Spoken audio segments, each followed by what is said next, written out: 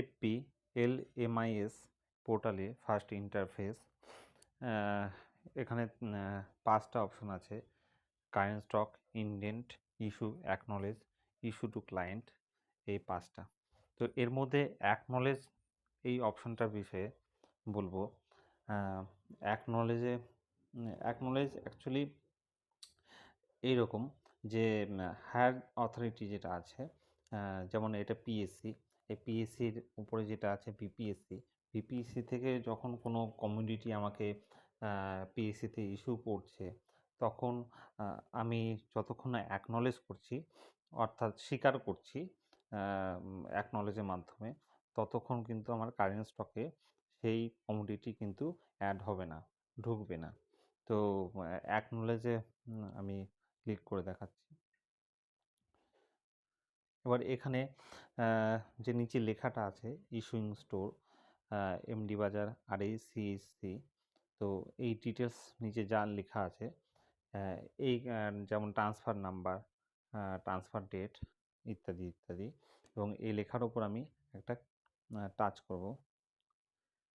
আচ্ছা, টাচ করার পরে এখানে নিচে অপশন আছে অ্যাকনলেজ অ্যান্ড ব্যাক। তো এখানে আগে দেখে নেই কি আছে। এখানে আইটেম নেম কন্ডোম ফ্রি, আর রিসিভ কোয়ান্টিটি 8টা।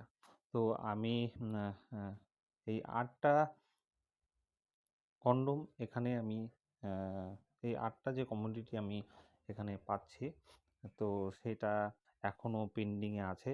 যতক্ষণ না আমি এখানে অ্যাকনলেজ ক্লিক করব, ততক্ষণ কিন্তু আমার কারেন্ট স্টকে কিন্তু অ্যাড হবে না, এবং বিপিএসসির যে ওখানকার যে স্টক আছে সেখানেও কিন্তু ডিডাক্ট হবে না।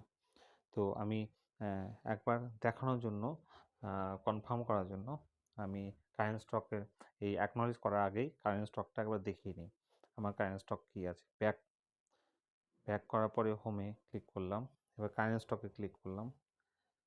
এবার এখানে আমার কন্ডোম ফ্রি আছে 370টা। এবার হোমে গেলাম, এই অ্যাকনলেজে ক্লিক করলাম। এবারে এই লেখার ওপর আমি, নিচের লেখার ওপর আমি ক্লিক করলাম। ক্লিক করার পরে অ্যাকনলেজে এবার আমি কিন্তু অ্যাকনলেজ করব। এবার অ্যাকনলেজে আমি ক্লিক করলাম। ক্লিক করার পরে অ্যালার্ট দিল, submitting acknowledgement request, please wait for confirm. Okay, ব্যাস, নো রেকর্ড ফাউন্ড, মানে ওটা অ্যাকনলেজ হয়ে গেল। এবার হোমে আমি গেলাম। হোমে ক্লিক করার পরে কারেন্ট স্টকে যাব।